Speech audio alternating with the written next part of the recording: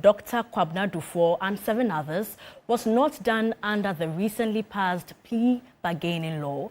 Speaking at Government Accountability Series, Dr. Dominic Ayine says a total of 0.5 billion cedis has so far been recovered out of 1.2 billion cedis being pursued from the direct beneficiaries.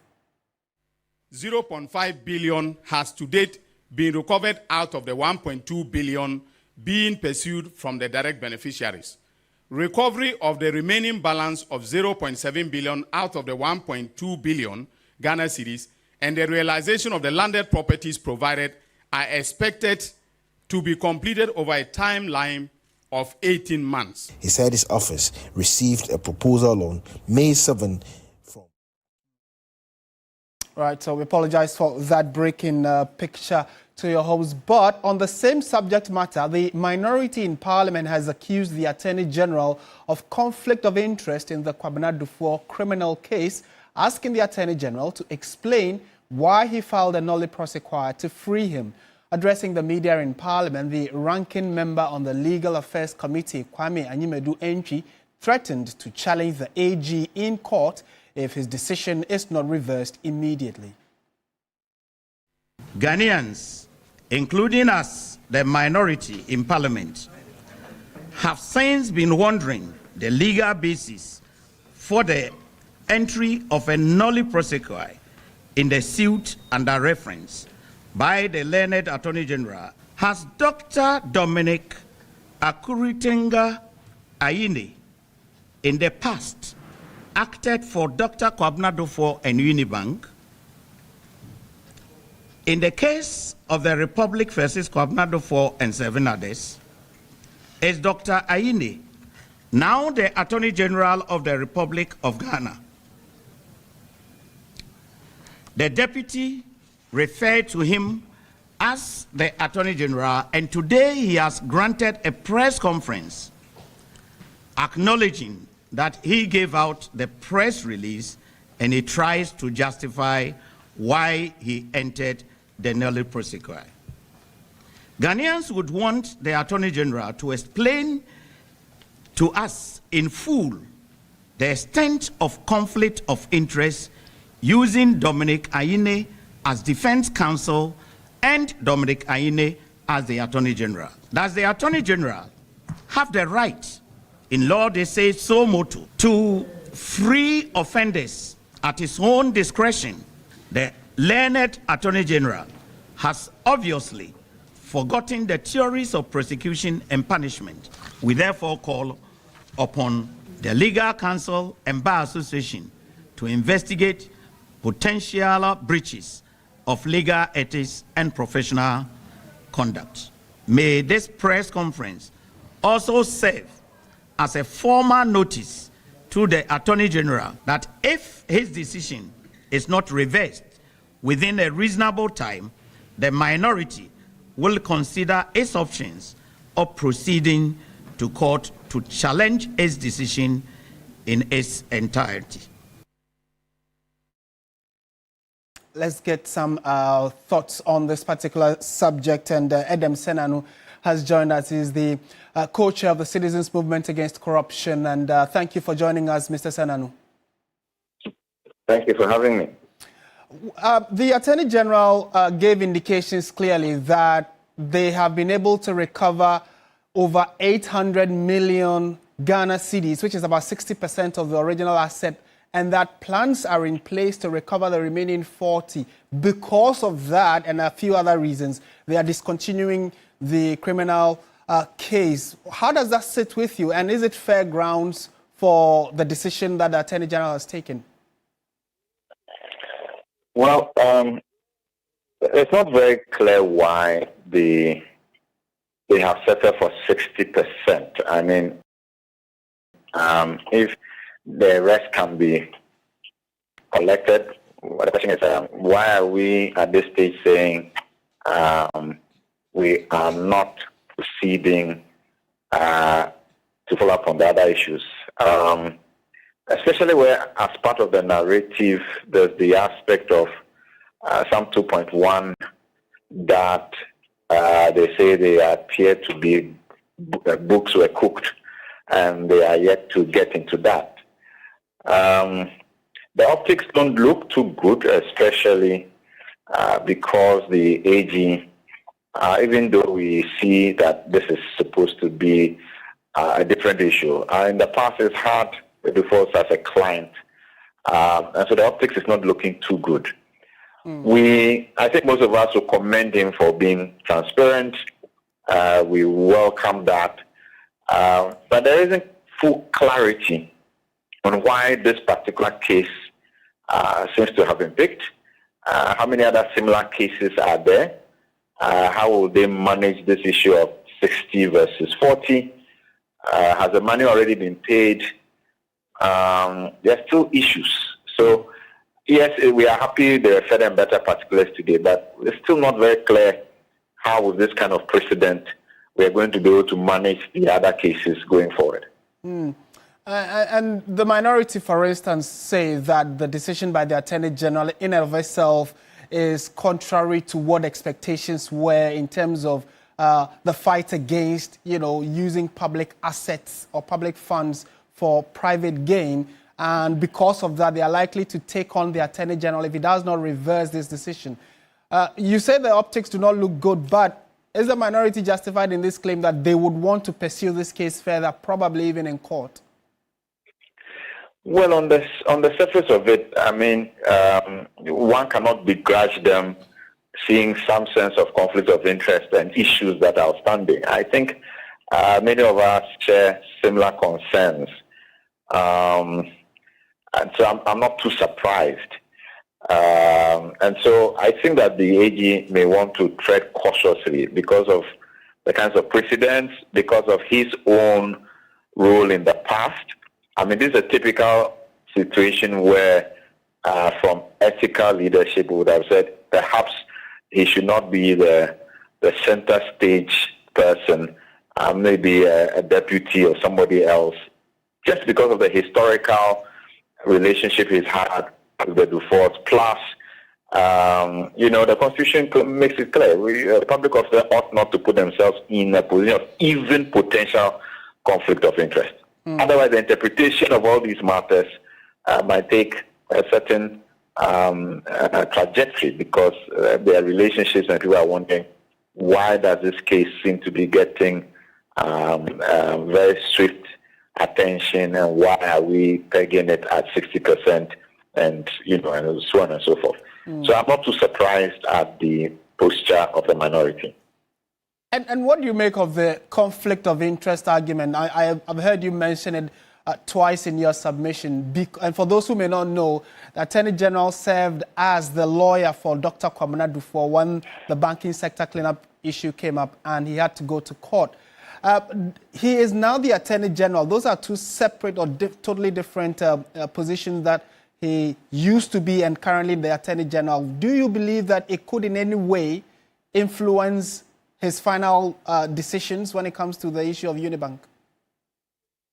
Well, as a professional, it ought not to. But getting yourself into a conflict of interest situation, sometimes you don't realize it. Today, as he spoke, the portions where he talks about people have the perception that the Dufour family was just taking money from Unibank, but that was not the case.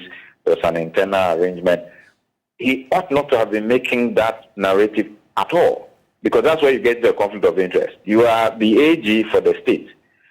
What UB does or does not do, you are not a lawyer for UB, you are not a lawyer for Dufour in this instance. So that part of the narrative is what will lend itself or lend credence to the fact that you are conflicted, because you should not be explaining to the public what Unibank did or did not do. So the risk of getting yourself into such situations is the reason why there's a constitutional provision that the public officers should be cautious not to even put themselves in a position of potential conflict of interest. And in this instance, his narrative, parts of it begin to suggest that he's not even aware that he's getting potentially conflicted. So it would be useful if perhaps he recused himself and somebody else was handling it, somebody doesn't have a history of any relationship. And in my mind, if they had several cases, perhaps this is not where they should have started. Right. They started with other cases that were more neutral and lend themselves less to a certain coloration, as is the case in this instance. Thank you for your thoughts on this issue. Adam Senanu is the co-chair Citizens Movement Against Corruption. Thank you for your time. And to the earlier story having to do with what exactly the Attorney General and Minister of Justice said, he revealed that the discontinuation of the criminal case against former Finance Minister Dr. Quabna Dufour and 7 others was not done under recently passed plea bargaining law. Speaking at the Government Accountability Series, Dr. Dominic Ayine said that a total of 0.5 billion cedis has so far been recovered out of the 1.2 billion cedis being pursued from the direct beneficiaries. The Office of the Attorney General on July 22, 2025 announced that it had entered a nolle prosequi in the case of Dr. Dufour and others, effectively bringing prosecution of the accused to an end. Following the AG's announcement, he has incurred the displeasure of the public. The Attorney General firmly defended his decision to discontinue the case after prolonged negotiations with the lawyers of the accused persons. A total of 0.5 billion has to date been recovered out of the 1.2 billion being pursued from the direct beneficiaries. Recovery of the remaining balance of 0.7 billion out of the 1.2 billion Ghana cedis and the realization of the landed properties provided are expected to be completed over a timeline of 18 months. He said his office received a proposal on May 7 from the accused persons to settle a revised outstanding obligation of 3.3 billion Ghana cedis through a structured approach. No, the agreement wasn't made under the Plea Bargain Act. All right? I took the decision because of the complexity of the matter. We merged the civil, okay, as well as the criminal aspects of it, okay, for purposes of a holistic negotiation that will result in an agreement. Those who instituted the criminal proceedings did not foresee the possibility down the line of recovering assets and never engage in any asset, recovery process. They did not trace, okay, to find out what assets were in the hands of third parties, including those who were in court. On ongoing cases, Dr. Dominic Ayine says 8 suspects from the National Service Authority have approached his office in a plea bargaining offer. In more news tonight, the Mampusi Traditional Council has strongly condemned government's imposition of a curfew on Nalerigu and surrounding communities, describing it as arbitrary, unjustified and a direct affront to the authority of the Nairi. In a statement issued today, the Nairi Palace expressed disappointment over the curfew, which runs daily from 2 p.m. to 6 a.m., noting it was enforced without any prior consultation, despite the area remaining calm and free from conflict. The curfew comes in the wake of the killing of 2 students at Nalerigu Senior High School on Saturday, July 26, by unidentified gunmen. While investigations are ongoing, some locals believe this incident may be linked to the long-standing Bawku conflict. It also dismissed government's explanation that the curfew is important to evacuate students, calling the reasoning as unfortunate and unconvincing. The Traditional Council has therefore demanded the immediate lifting of the curfew on Nalerigu and its environs, a thorough and transparent investigation into the student murder with justice served, and an unqualified apology to the Nairi and the people of Mampugu for sidelining the traditional authority.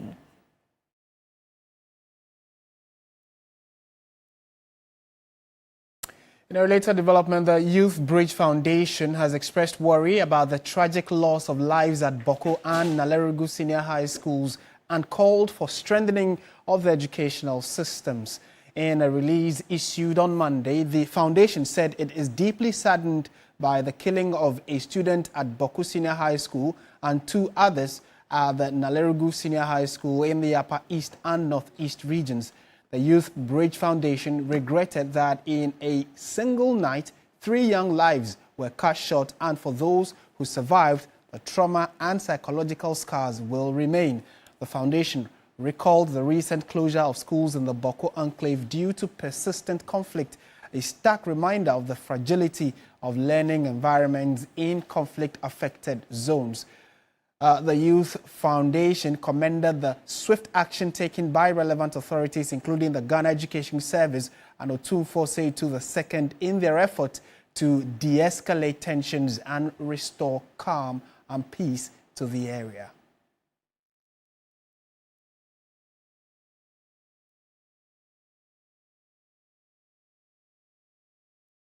Let's now swing to Parliament, where over the weekend news hit the entire country about the passing of one of our favorite global music exports, that is Daddy Lumba, many call him. So in Parliament today, tributes poured in for the music icon and memories were shared on the floor of Parliament as lawmakers took turns to eulogize the legendary Ghanaian music icon Daddy Lumba, whose passing left a nation in mourning. Christian Yali reports that some of the members have made a request for a state-assisted burial to be given to Daddy Lumba. On Monday, Parliament paused, not for debate, but for music, memories and mourning. The late Daddy Lumba, one of Ghana's greatest musical icons, was honored in a rare moment of unity and emotion. Two members delivered statement to his memory, with one calling for a state-assisted burial to be given him. Daddy Lumba was not just a musician, he was a maestro, an icon whose influence transcended generations and borders. Widely regarded as the greatest musician of all times, his contribution to high life music is unparalleled. His ability to touch on a wide array of themes, including love, heartbreak, forgiveness, wealth, death, betrayal, beauty, resilience, demonstrate the depth and breadth of his artistry. I call upon this House and the nation to mourn with us. Ghana has lost a legend, but his legacy endures. I humbly appeal to the Honorable House and the government to consider awarding national honors, including a state-assisted funeral, and establishing initiatives to preserve and promote his musical legacy. Members of Parliament took turns to celebrate his life, his lyrics, and the legacy he leaves behind. Some tried singing their favorite lines from some of their favorite Daddy Lumba songs. It's a song, you know what's Mr. Speaker, I don't know if you've heard it before. He's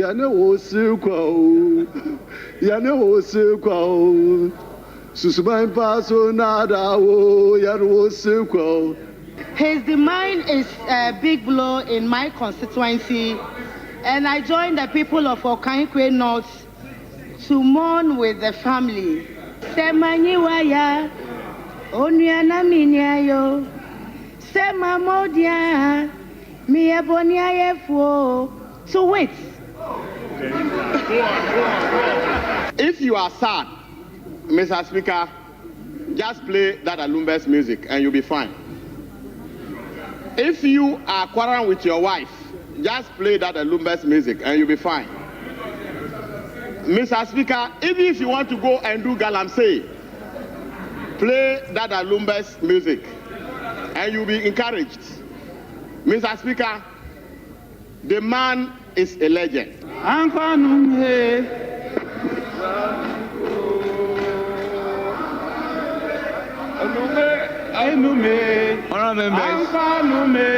What is this? Mr. Speaker. In those few minutes, the chamber echoed with nostalgia and deep respect.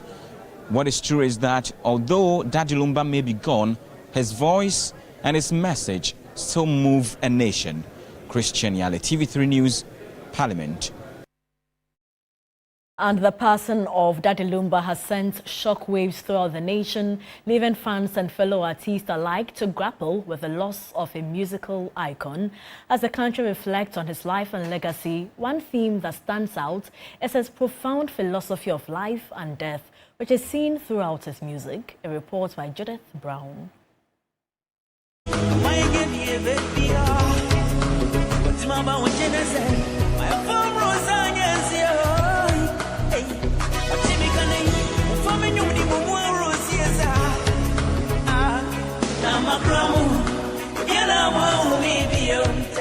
Daddy Lumba, throughout his lifetime and career, has been known as a man of many genres. One fascinating aspect of his career is the numerous death-themed songs that have sparked curiosity among fans and music enthusiasts, especially following his passing. Daddy Lumba's music catalogue features over 12 songs that explore the theme of death, offering a glimpse into his profound understanding of life's complexities.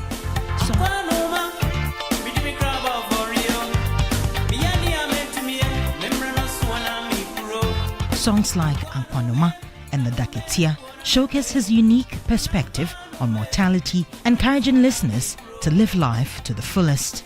In Ankwanoma, Daddy Lumba sings about the inevitability of death with lyrics that urge listeners to make the most of their time on earth. The song's phrase, Medemekra Aboafarie, translates to I've sold my soul as an offering, and Mibreswa Namiko, meaning when it's my time I will leave this earth, highlights the artist's introspective approach to life and death. Similarly, Adaketia features a theme that we all eventually land in a coffin, emphasizing the importance of living life with purpose and intention.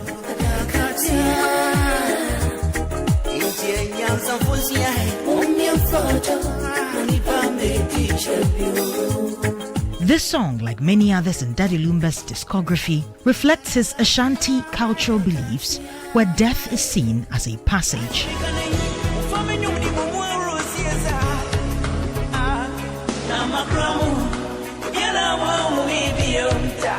Makramu, to wit, I bid you farewell, certainly nails his avowed belief in life and death. But why did Daddy Lumba have so many death-themed songs? Some say it was partly due to the commercial aspect of his music career. During his time, funerals were significant social gatherings in Ghana, particularly during the post-revolution period, when the city came alive mostly during the day. His death-themed songs resonated with audiences, potentially driving their popularity. However, it's also clear that Daddy Lumba's music was driven by a deeper purpose. His songs covered various aspects of human experience, including sorrow, joy, worship, and mourning. Death was a natural theme given its universality. And while his music offered solace, comfort, and reflection, helping listeners navigate life's complexities, his death-themed songs were more about embracing the inevitability of death and encouraging listeners to live life fully. As we mourn the loss of Daddy Lumba, his music serves as a testament of the human existence where death is not an end, but a transition to what lies beyond. Judith Brown, TV3 News.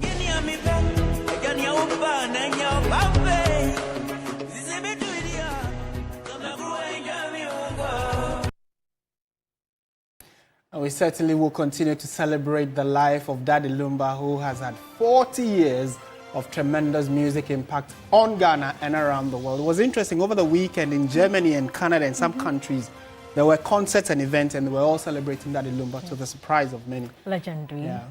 We have more news coming up shortly. Do stay with us.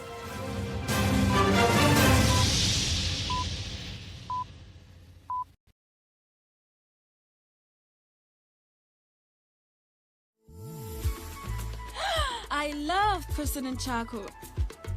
Why? When there are so many other charcoal toothpaste. That's both charcoal and lemon. Oh, does it? Yes, look right here. Yes. President Charcoal has two of nature's powerful whitening ingredients. With the power of activated charcoal and lemon essence, it removes stains and whitens teeth naturally. Convinced? Well, I am. Just look at your beautiful Pepsodent smiles. For naturally whiter teeth, Pepsodent Charcoal. Pepsodent.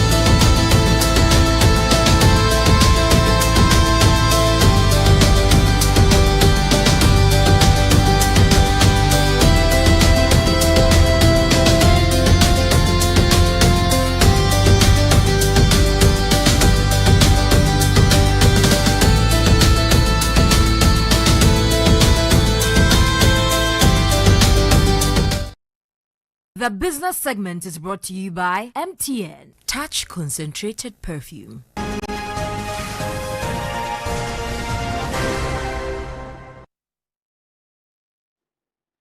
Hello there, good evening and welcome to the business segment here on News 360. I am Michael Obodu. Now, as the Bank of Ghana's Monetary Policy Committee continues its 125th regular meeting, a call for a cut in policy rates has come from the Institute of Chartered Economists Ghana. The institute argues that current economic conditions strongly support a move towards monetary easing, citing substantial progress in fiscal consolidation, a resilient external sector, and a dramatic drop in inflation. This crucial gathering will see the committee review recent economic developments and deliberate on a potential adjustment to the benchmark policy rate, currently at 28%. The Institute of Chartered Economists Ghana, ISEG, indicates the recent economic data paints a compelling picture. Inflation, a key determinant of monetary policy, has seen a remarkable decline, falling to 13.7% by June 2025, a stark contrast to the 54% recorded at the end of 2022. Chief economist of ISEG, Gideon Emisa, believes that a cut in the policy rate would lead to lower borrowing costs, stimulating investment, consumption, and job creation. With these factors in place, it was reasonable to expect the MPC to get the policy rate down cautiously, with the effects in mind that it's going to support businesses and actually boost confidence in the business sector as well as the household. So it's in order to call on the MPC to reduce the policy rate. Meanwhile, the governor of the Bank of Ghana, Dr. Johnson Isiama, says it is at a critical point in deciding whether to adjust its monetary policy to further support Ghana's economic recovery without undoing recent progress in controlling inflation. With inflation expectations more firmly anchored, external buffers significantly strengthened, and public confidence improving, we must consider how best to support this recovery without compromising the hard-won gains in stability. The Bank of Ghana is expected to announce its policy rate decision on Wednesday, July 30. President John Dramani Mahama has announced the acquisition of over 600 pieces of agricultural machinery to support the establishment of 11 out of 50 planned farm service centers across the country. Speaking at the launch of the National Agribusiness Dialogue, the president stated that this initiative is part of government's commitment to boost support for farmers nationwide. To ensure year-round availability of raw materials for Ghana's growing agro-processing industry, President Mahama unveiled plans to expand irrigation infrastructure and improve farmers' access to modern equipment. The Minister of Finance has given the go-ahead for the acquisition of over 600 pieces of agricultural machinery and equipment for the setup of 11 out of the 50 farmers' service centers to be located in farming zones around the country. These tractors and equipment will not be sold to farmers as we did in the past. They will be stationed at strategic farmers' service centers to provide mechanization support to farmers. The government is also going to give preference to products manufactured in Ghana. In the short term, import duties on agro-processing machinery will be waived to lower cost. Minister for Trade, Agribusiness and Industry, Elizabeth Ofosu-Ejari, noted that the initiative is designed to integrate farmers into a globally competitive economy. I'm expecting a policy that speaks to the issues of agribusiness, that solve problems and give opportunities, because it's tried learning that agribusiness can be a game changer. It's tried learning that agribusiness can change the fortunes of our economy and create a lot of jobs for our teeming youth, something for everybody in the chain. CEO of Agri-Impact, Daniel Fahini Akwe, expressed concern over the ongoing post-harvest losses. Anytime we have more production, we tend to have high post-harvest losses to the tune of about $2 billion per annum. But if we are able to invest more in agro processing, then the issue of post-harvest loss will either be a thing of the past or will reduce drastically. We'll turn our attention now to the currency and commodities market.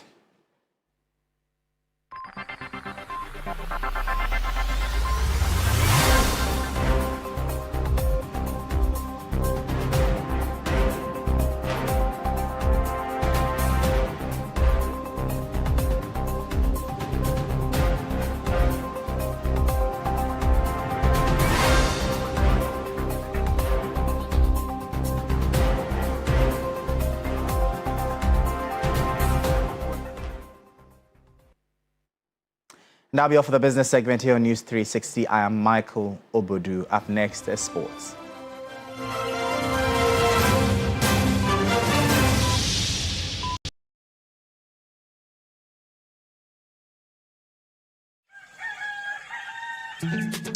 Still, Misaka, and Namu was a summer brabo. And it can afford to a brabo. Misaka pensions, Carol. Misaka for the second.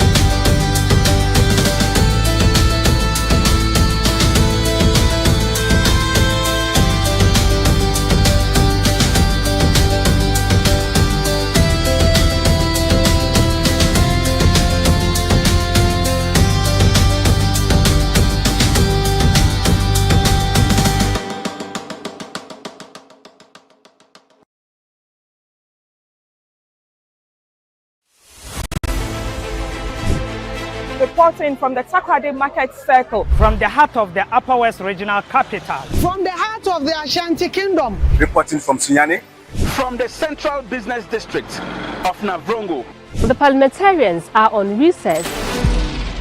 This is where it all unfolds, the moments that potentially alters the course of our nation and the world. These are the individuals we recognize, the voices we amplify, who appears on screen and who contributes behind the scenes. With professionalism at our core, we bring you news you can trust, impact journalism that makes a difference. This illustrates how diverse perspectives enhance our strength and reinforces our mission. This is 3 News. Leaders in breaking news, exclusive interviews, facts and analysis on TV, radio, online and digital. 3 News, first in news.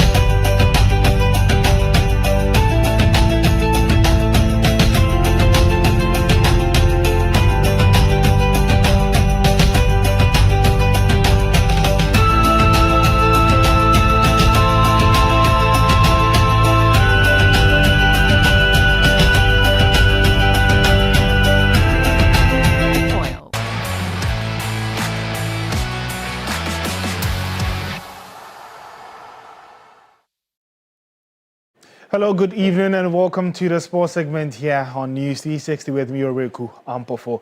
We do start off with some story just coming in a few minutes ago, and that has to do with Prosper Nate-Ogum, who's been appointed as the new head coach of Ghana's under-17 national team, also known as the Black Starlets, ahead of the upcoming WAFU Zone B under-17 Boys Championship in Nigeria, and has also been handed the role of head of coach education, replacing Desmond Ofei. Dr. Ogum takes over from coach Frimpong Manso, who steps aside to fully concentrate on his club duties with Bibiani Gold Stars as they prepare for their maiden campaign in the CAF Champions League. The WAFU Zone B Under-17 Championship, scheduled for September 2025, serves as a qualifier for the 2025 Under-17 Africa Cup of Nations.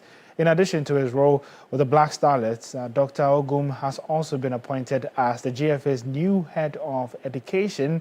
He takes over from Desmond Ofei to allow him to fully focus on his duties as the assistant coach of the Black Stars.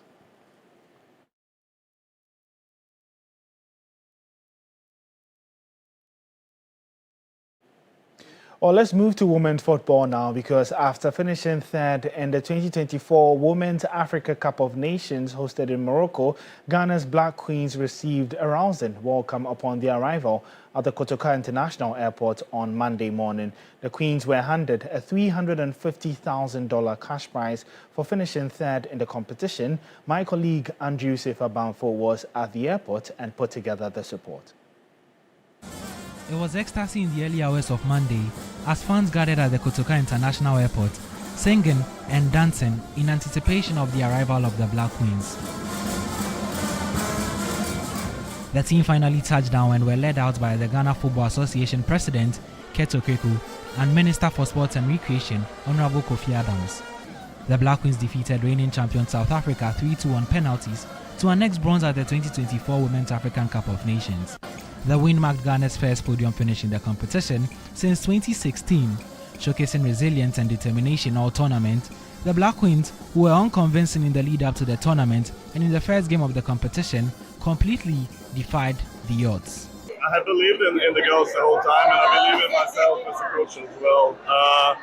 I hope I'm not sounds like an arrogant person, but I've been doing this job for so long time, so I know when we are moving in the right direction, and that has been the case the whole time. But sometimes the results takes a little bit of time, and we use the friendly games to be prepared for the upcoming tournament. And then we worked really hard in the pre-camp and made sure that we were fit enough to play this tournament. And we did a great job, and I'm really proud of the girls. Deafening cheers and applause from the Ghana Supporters Union greeted the team upon their arrival at the airport, a sight which was pleasing to Black Queen's vice captain, Jennifer Kujo. So excited, I'm just grateful, and it's unbelievable to see everybody out here supporting us. So it's just a good feeling to be back home. I mean, yeah, we feel it, like you can see, like the love and the support is just incredible, and we're just grateful that everybody showed up for us. Yes. Ghana's bronze spot was secured by Nancy Amu, who made no mistake from 12 yards with the team's last kick in Morocco. An ecstatic Amu expressed her excitement. Very happy, I'm very excited. If I said I'm not excited, then I'm lying. I'm very excited because me being a young player and playing for Black Queens, qualifying for group stage semi-final, and we were winning the third position. I'm very happy. It means a lot. It means a lot for my career. But it's not all footballers that got this opportunity. So me getting this opportunity means a lot to me. The team is now expected to meet stakeholders to express their gratitude as they build towards the 2026 Women African Cup of Nations. Well, we'll still stay with the Women's AFCON, and this time we head to the country that was crowned champions, as Nigeria, because news coming in today is that President Bola Ahmed Tinubu has rewarded the Super Falcons with national honours, including cash prizes and house allocations, following their historic victory at the just-ended 2025 Women's AFCON in Morocco at a special reception held at the Presidential Villa in Abuja on Monday. Tinubu conferred the national honour of Officer of the Order of the country, that's the OON, on all 24 players and technical crew of the Super Falcons. In addition, the president announced the cash reward of the Naira equivalent of $100,000 each for each player, and then $50,000 for each member of the technical crew. He also allocated 3-bedroom apartments to all players and technical staff at the renewed Hope Housing Estate in Abuja.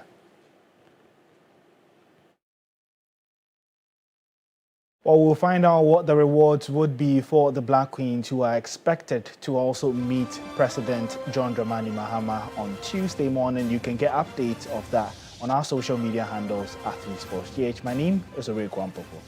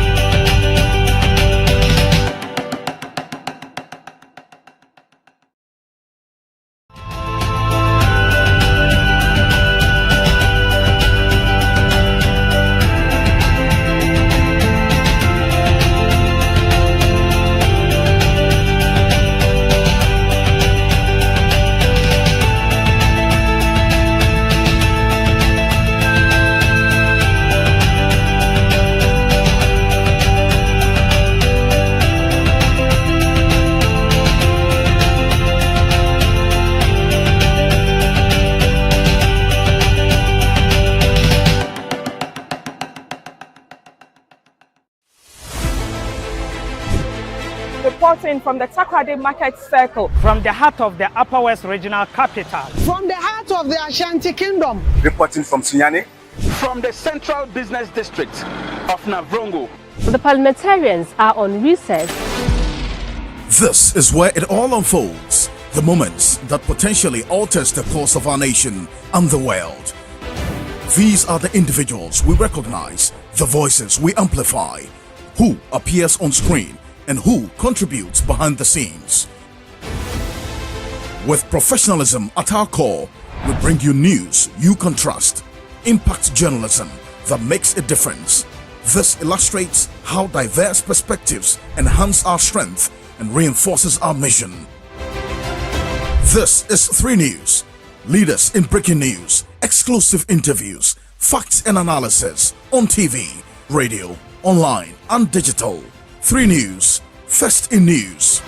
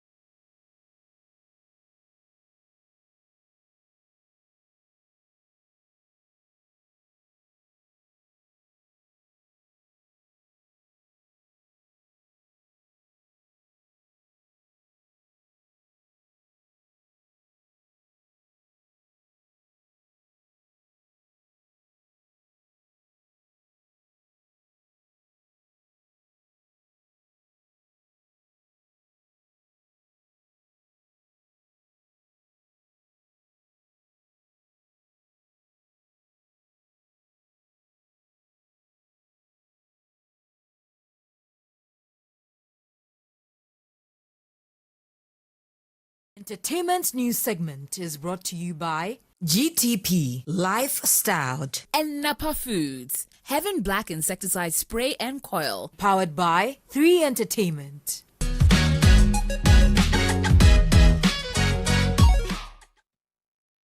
Tonight in this segment, all 16 contestants of the 2025 Ghana's Most Beautiful have been officially unveiled.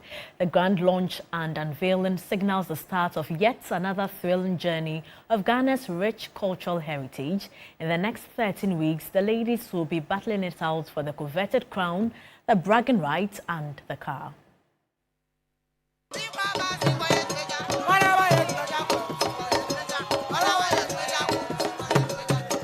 Cultures from across Ghana merged as chiefs and queen mothers from far and near joined TV3 to launch the 2025 season of its flagship reality TV show, Ghana's Most Beautiful.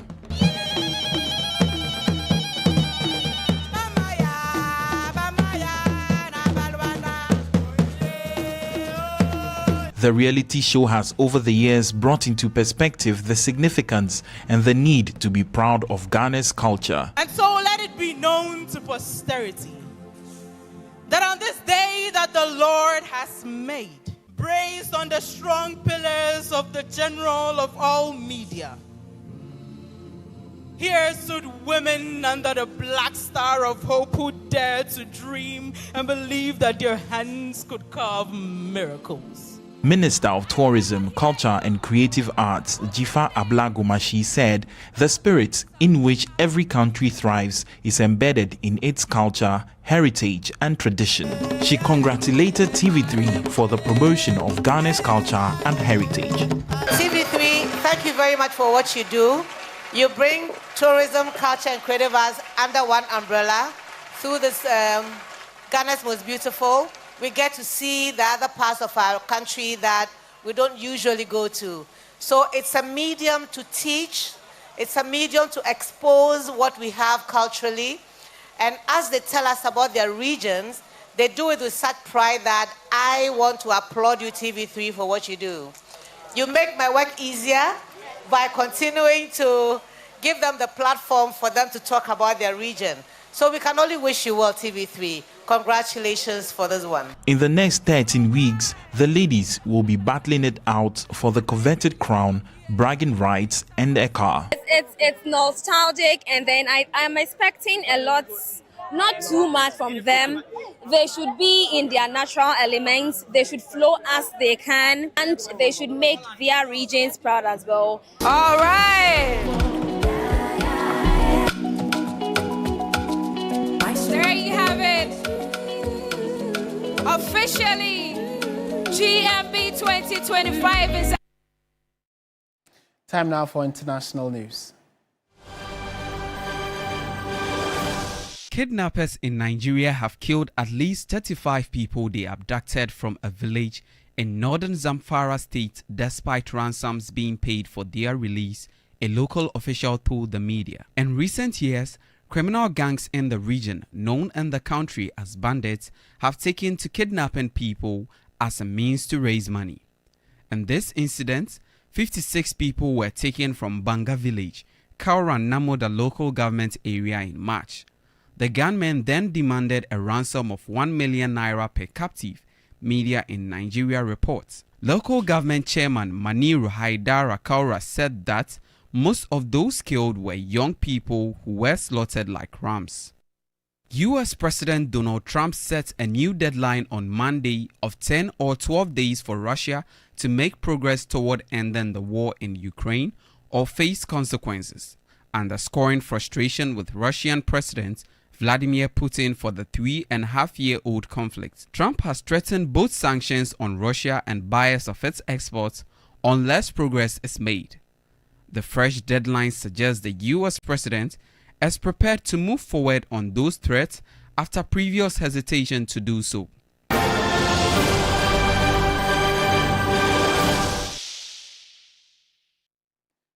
That's it for our package. Thank you so much for watching. Remember, at 9 p.m., the sports team will come your way with Sports Station. And my name is Martin Asiedu-Dartey. And I am Portia. Gabor. Do join Alfredo Cancer at 10 p.m. for Ghana tonight. Good evening.